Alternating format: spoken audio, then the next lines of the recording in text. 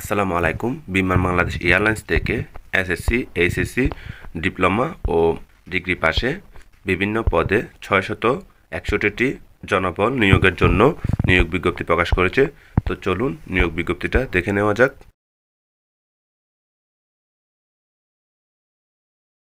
তো দেখতে পাচ্ছেন বিমান বাংলাদেশ এয়ারলাইন্স নিয়োগ বিজ্ঞপ্তি।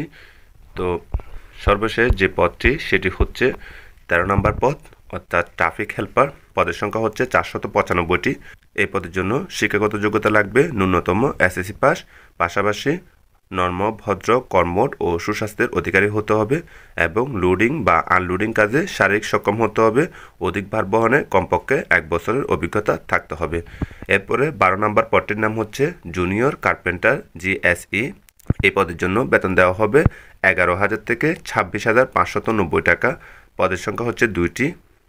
তো এই পদের জন্য শিক্ষাগত যোগ্যতা লাগবে কমপক্ষে এসএসসি বা সমমান পাস, পাশাপাশি সরকার কর্তৃক স্বীকৃত যে কোনো ইনস্টিটিউট হতে 1 বছরের ট্রেড কোর্স সার্টিফিকেট সহ 2 বছরের কাজের অভিজ্ঞতা থাকতে হবে। তো বলা হচ্ছে আর্টিসান সনদধারী প্রার্থীদেরকে অগ্রাধিকার দেওয়া হবে। এরপরে 11 নম্বর পদটির নাম হচ্ছে জুনিয়র সুপারভাইজার টুল স্টোর। এই পদের জন্য বেতন দেওয়া হবে 11,000 থেকে 26,590 টাকা। পদের সংখ্যা হচ্ছে 2টি। এই পদের জন্য শিক্ষাগত যোগ্যতা লাগবে যে কোনো পলিটেকনিক ইনস্টিটিউট হতে 4 বছর মেয়াদী ডিপ্লোমা ইঞ্জিনিয়ারিং। বলা হচ্ছে এসএসসি জিপিএ কমপক্ষে 3.5 লাগবে এবং কম্পিউটারের জ্ঞান অবশ্যই থাকতে হবে। এরপরে 10 নম্বর পদটির নাম হচ্ছে জুনিয়র বেঞ্চ ফিটার জিএসই। এই পদের সংখ্যা হচ্ছে 7টি। বেতন দেওয়া হবে 11,000 থেকে 26,590 টাকা। তো এই পদের জন্য শিক্ষাগত যোগ্যতা লাগবে ন্যূনতম এসএসসি পাস এবং বলা হচ্ছে সরকার কর্তৃক স্বীকৃত ইনস্টিটিউট হতে 1 বছরের ট্রেড কোর্স সার্টিফিকেট সহ 2 বছরের কাজের অভিজ্ঞতা, অথবা সরকার কর্তৃক স্বীকৃত ইনস্টিটিউট হতে সংশ্লিষ্ট বিষয়ে ইঞ্জিনিয়ারিংয়ে 2 বছরের ডিপ্লোমা বা ট্রেড কোর্স থাকতে হবে।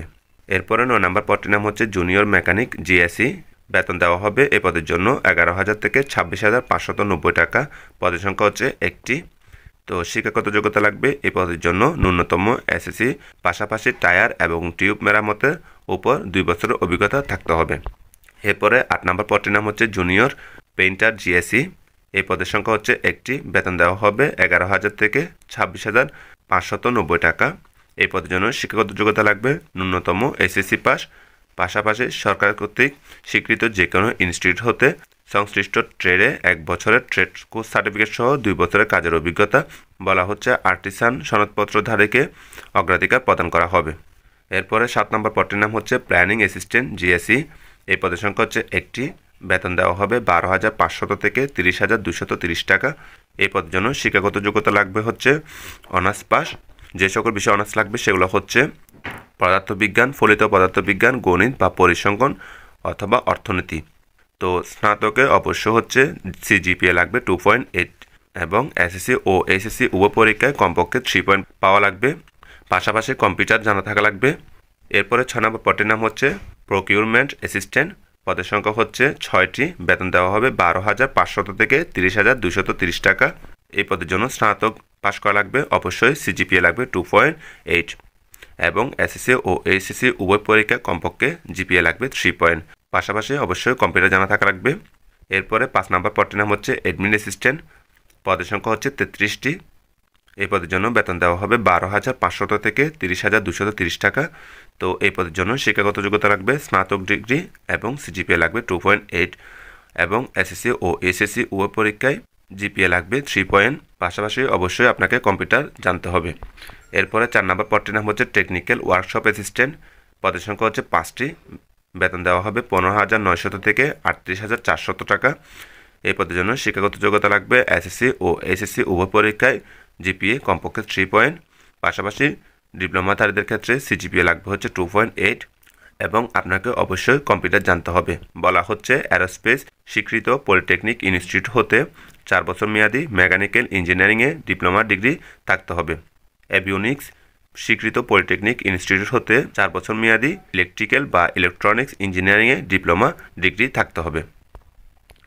3 নম্বর পদটির নাম হচ্ছে assistant manager GSC quality control.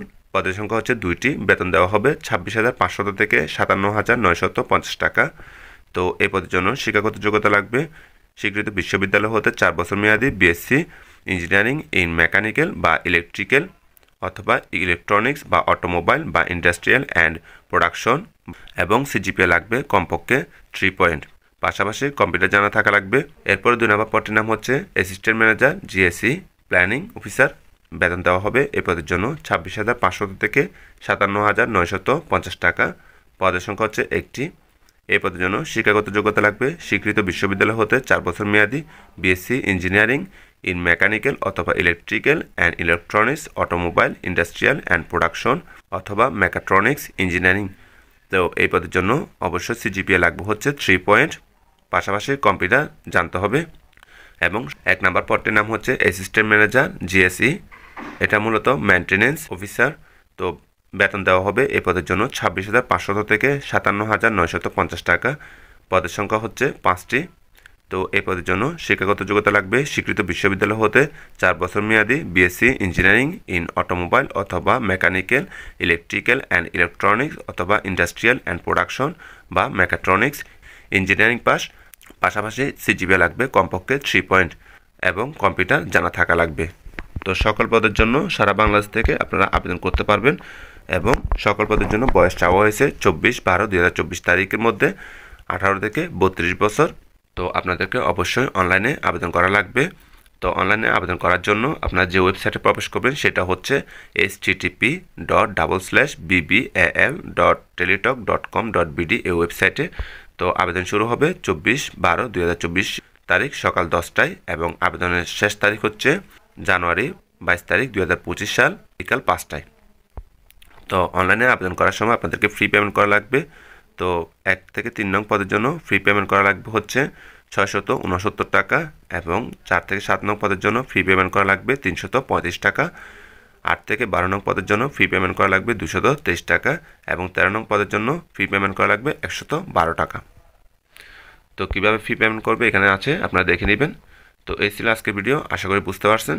যদি কোনো কিছু জানার থাকে তাহলে কমেন্ট করবেন। তো সকলকে অনেক ধন্যবাদ। আসসালামু আলাইকুম।